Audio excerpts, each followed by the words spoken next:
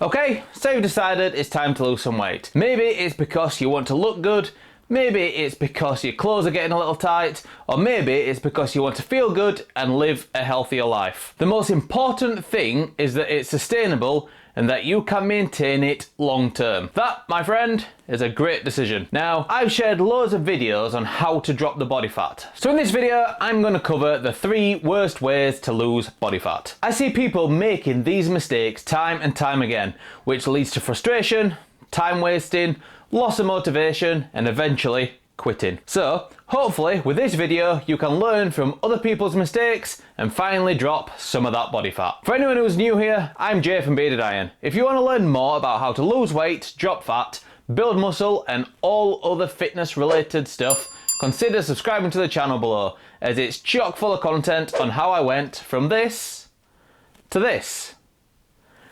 With that out of the way, let's crack on. So, the first mistake I see when people are trying to lose weight is that they are part-time weekend warriors. This was my initial problem for years. You have a monk-like focus Monday to Friday, but then you let it all hang out on weekends. So you know, beers, pizzas, hot dogs, takeaways, absolutely nothing is off limits. These weekend binges can destroy the progress that you've made Monday to Friday, and they can even make you gain weight. Think of it this way. You've sat in a 500 calorie deficit every single day, Monday to Friday. So that's 2,500 calories so far for the week. Then at the weekend, you polish off a large pizza that sits at 3,000 calories. Boom, the progress has gone.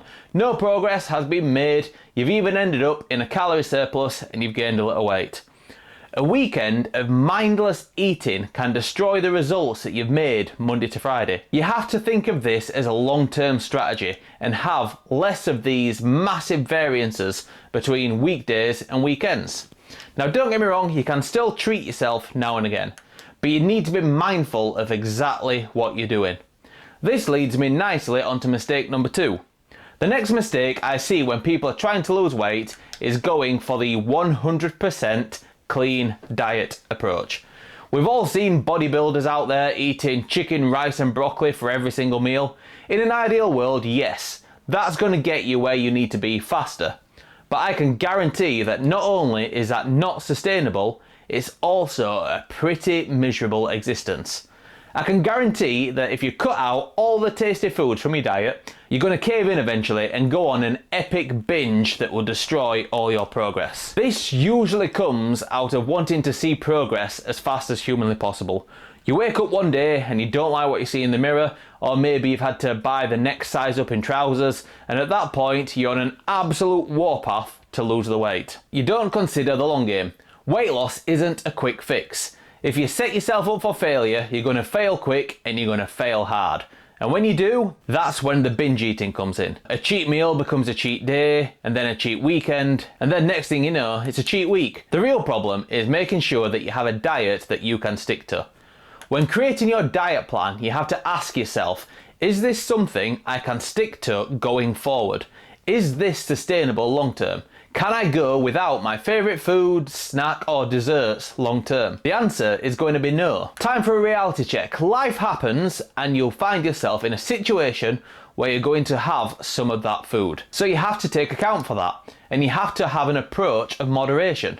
This is a lifestyle. Eat clean while you can, but treat yourself now and again and plan it in ahead of time so that you don't get the guilt or the binge afterwards. You know, you didn't get overweight by eating a McDonald's, it was several McDonald's over time that did it. Next we move on to mistake number 3. Mistake number 3 is going into too much of a calorie deficit. I get it, you want to see the results fast. You want to get there in the shortest time possible.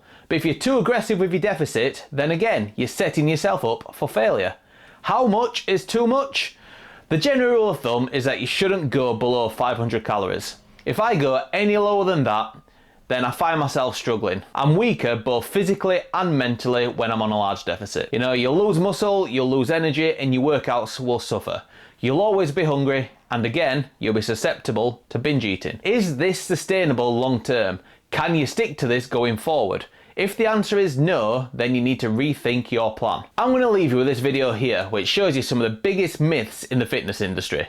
Armed with the knowledge of the biggest mistakes and the biggest myths, you're well on your way to creating an ideal weight loss program. I'll see you over in that video. Bearded Iron out.